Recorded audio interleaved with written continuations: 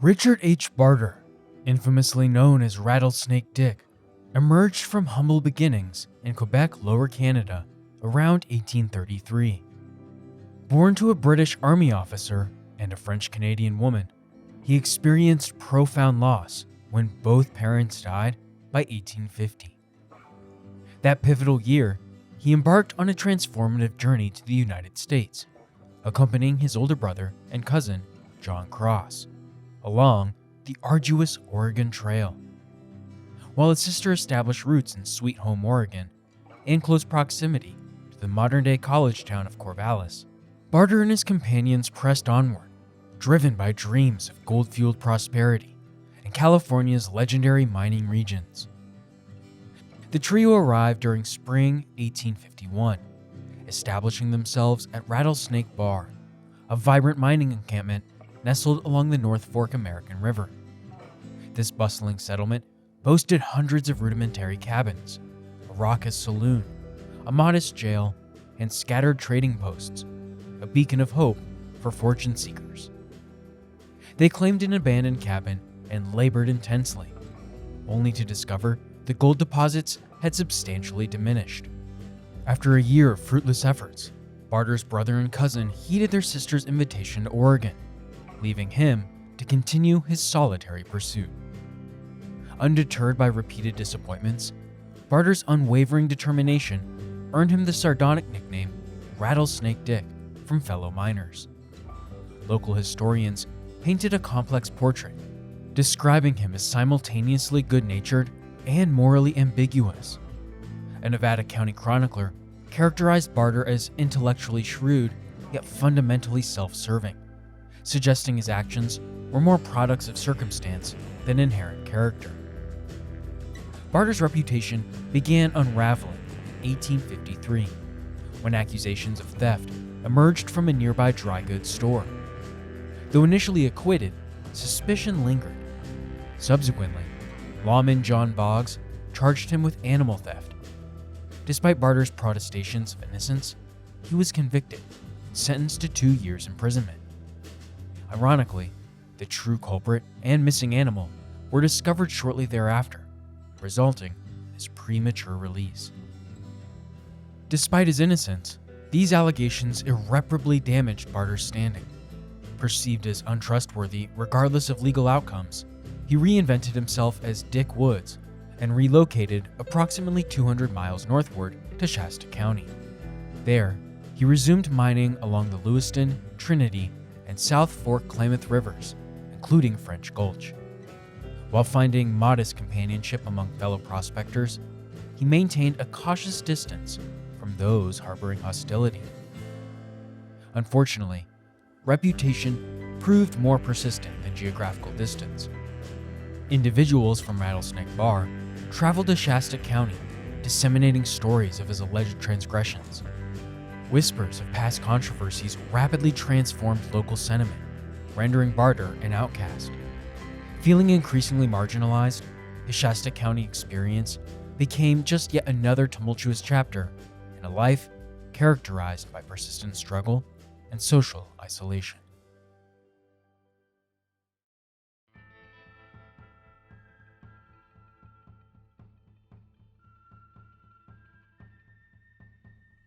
In the mid-1850s, Rattlesnake Dick found himself in dire straits after relocating to the Red Bluff region.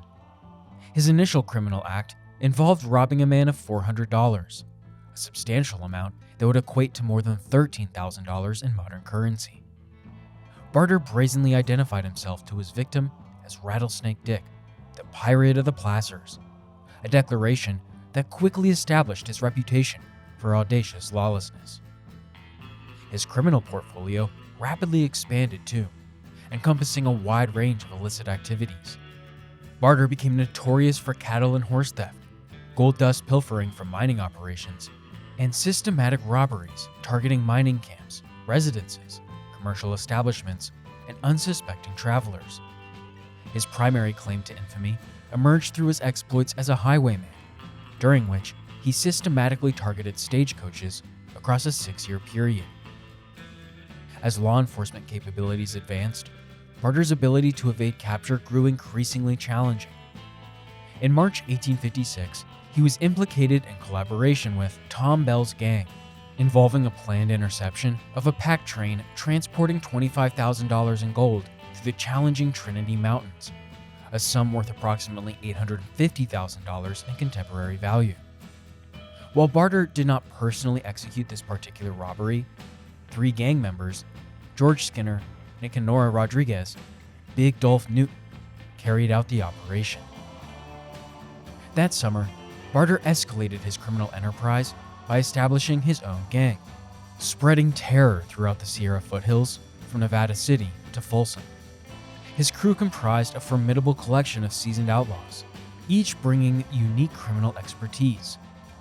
The gang included the aforementioned George Skinner, a convicted robber, his brother Cyrus, another fugitive thief, Big Dolph Newton, renowned for horse theft, Romero, an Italian associate, Bill Carter, a marksman with a lethal reputation, and Jack Phillips, a former Sydney Ducks member who operated the local tavern. Phillips played a crucial strategic role, serving as an informant who would alert Barter about impending law enforcement pursuits, enabling the gang to strategically retreat and avoid capture. The group initiated their criminal partnership with smaller robberies in Trinity and Shasta counties, using these initial ventures to refine their methodologies and strengthen their internal cohesion.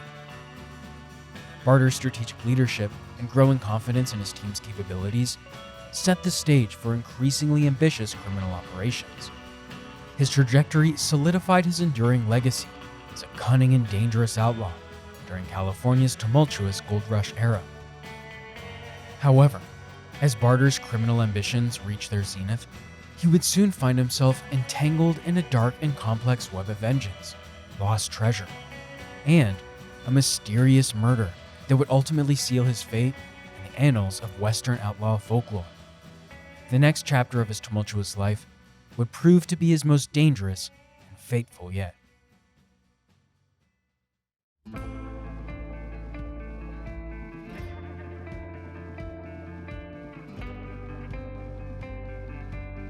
During the summer of 1856, Richard Rattlesnake Dick Barter orchestrated a breathtaking gold heist that would become legendary in the gold rush folklore.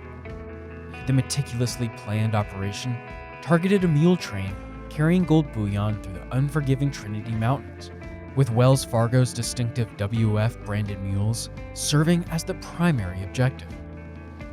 Barter and Cyrus Skinner were responsible for securing unmarked mules, while the remaining gang members, including George Skinner and an unidentified Mexican accomplice, prepared to ambush the train. The robbery unfolded precisely as strategized. The gang successfully subdued the guards, absconding with $80,000 in gold bullion, a sum equivalent to over $2.7 million in modern currency. However, complications arose when Barter and Cyrus failed to rendezvous with the group at the predetermined location. After 3 days of increasing anxiety and uncertainty, tensions erupted, and the Mexican accomplice attempted to abandon the operation, prompting George Skinner to fatally shoot him out of suspicion. Fragmenting their ill-gotten gains, the gang buried half the gold and transported the remaining $40,000 to Folsom for concealment. Their subsequent visit to Jack Phillips' Mountaineer house, seeking information about Barter and Cyrus, instead led them directly into a catastrophic confrontation.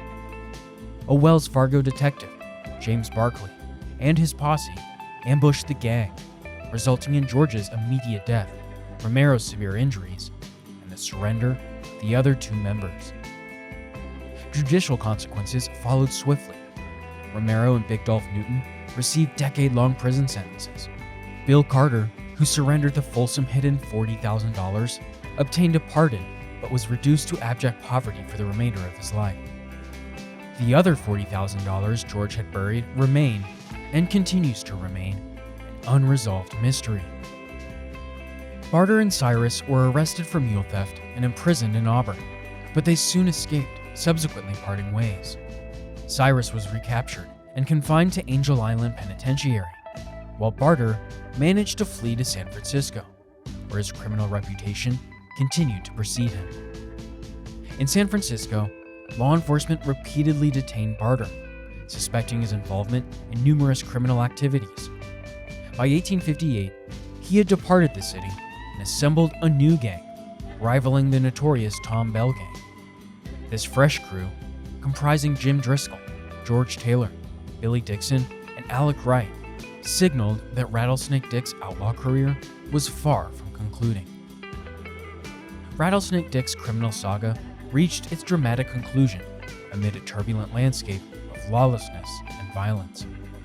His gang operated strategically across 5 counties northeast of San Francisco, executing more highway robberies and burglaries with calculated precision. They typically worked in pairs to minimize capture risks, though Barter himself became notorious for repeatedly escaping incarceration in Placer and Nevada counties. Among his pursuers, John Boggs of Placer County distinguished himself through unwavering determination. Renowned for his toughness and feared by criminals, Boggs relentlessly tracked Barter. During one confrontation, he attempted to arrest Barter and his accomplice George Taylor while they traveled by stagecoach near Nevada City. When Boggs presented a warrant, the outlaws cunningly proclaimed their innocence. Taylor even requested to examine the document. As Boggs momentarily fumbled with the paperwork, the pair swiftly drew their weapons, forcing Boggs to return fire while they escaped. Barter's final moments unfolded on July 11, 1859, in Auburn, California. While sharing drinks with his partner Alec Wright at a local saloon, someone recognized Barter and alerted authorities. Under Sheriff George C. Johnston, Deputy Sheriff W. M. Crutcher, and Deputy Tax Collector George W. Martin hastily assembled a posse, proceeding despite limited manpower.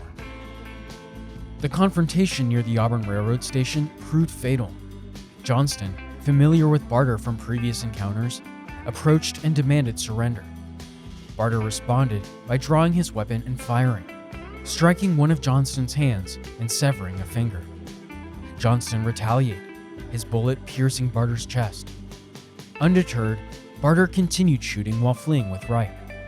Their gunfire fatally wounded Martin, who fell from his horse and died instantly. Approximately a mile from the initial skirmish, gravely injured, Barter dismounted and penned a defiant final message. "Rattlesnake Dick dies, but never surrenders, as all true Britons do," he scrawled in a bloody heap. "If J. Boggs is dead, I am satisfied." Mistakenly believing Martin to be his nemesis Boggs, Barter's final moments were clouded by confusion. Some accounts suggest he requested a companion to end his suffering. By morning, his lifeless body was discovered alongside the road, covered with a horse blanket. He had sustained 2 chest wounds and a fatal headshot. Nearby, his horse wandered with a neck wound. A poignant letter from his sister Harriet, dated March 14th, just a few months prior to his death, was found among his possessions. Writing from Sweet Home, Oregon, she had implored him to abandon his criminal lifestyle and reconnect with his family. Her heartfelt plea concluded with a desperate entreaty. "Look down deep into your heart and see if there is not a wish to remember your sister, your own most affectionate and anxious sister." Tragically, Rattlesnake Dick's path remained unaltered, concluding in a moment of violence that extinguished any hope of redemption. In the years following Rattlesnake Dick's death, the tendrils of his criminal legacy continued to reach into the lives of those connected to his final moments.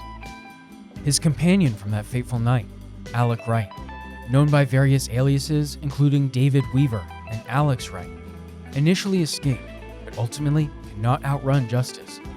In 1860, Wright was captured after a confrontation in San Luis Obispo and sentenced to a decade in San Quentin under the name Alex Wright.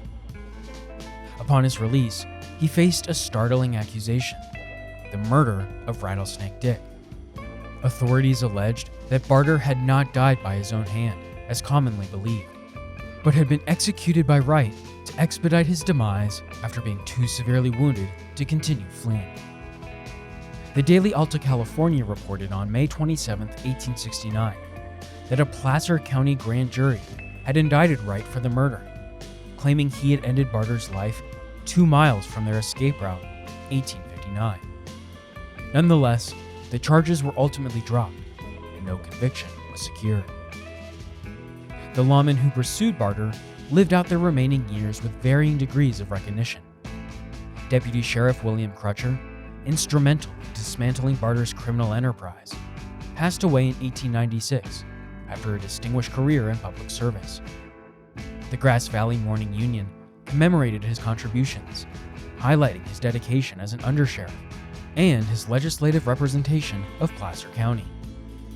George Johnston, another pivotal figure in Barter's downfall, found success in the mining industry. By 1905, at 80 years old, he remained an active and acclaimed mining professional.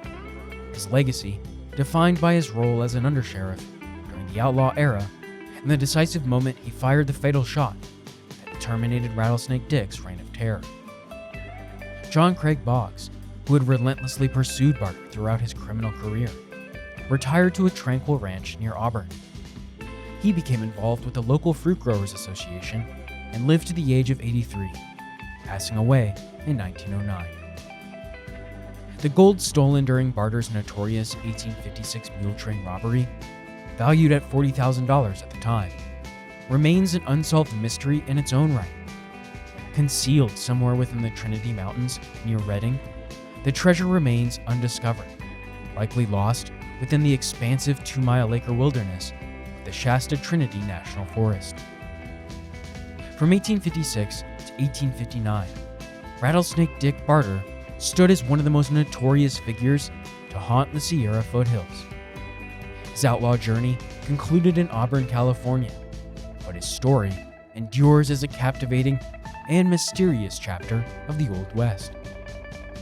Barter's final resting place in the Old Auburn Cemetery solidifies his historical significance, remembered as a figure who inspired both terror and fascination in equal measure, a microcosm of the American West's ultimate legacy.